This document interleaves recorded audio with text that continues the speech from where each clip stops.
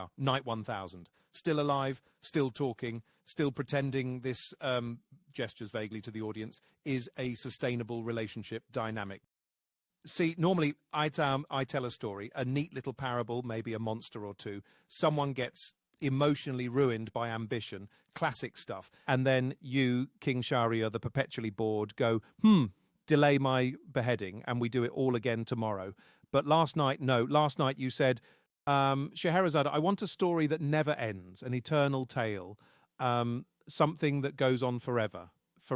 You asked me, a woman who's been improvising bedtime stories for nearly 3 years straight for infinite content. So I gave you this, the Genie Prompt Terminal Model 1000X, forbidden tech from the old days, powered by a mixture of magic, caffeine, and raw narrative panic.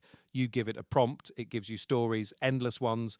So I asked it, give me an epic full of love, betrayal, ducks in hats, and an emotionally unavailable cactus. Do not stop. And off it went. Once upon a time in the kingdom of Shrug, a hero named Kevin wielded a mystical spatula and defeated his enemies using interpretive dance and mild passive aggression.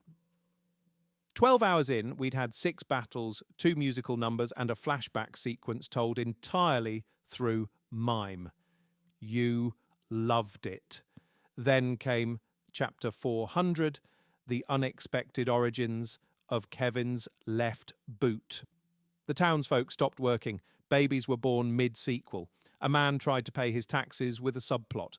At one point, we hit a saga about a psychic goat uprising. Don't ask. You screamed, stop the story. The orb said, you did not specify an end point. Of course I didn't. Why would I? Why would anyone want a clear outcome to anything ever? So now here you are, surrounded by scrolls, crushed under the weight of plot arcs longer than your family tree, and you've learned something valuable. Maybe you didn't want endless stories. Maybe you just wanted a good one.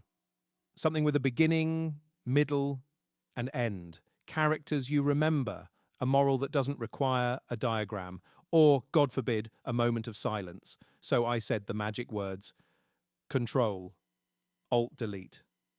The orb shut up. The goat went home. And you, O King, stood up and said, next time I'll just ask for a haiku.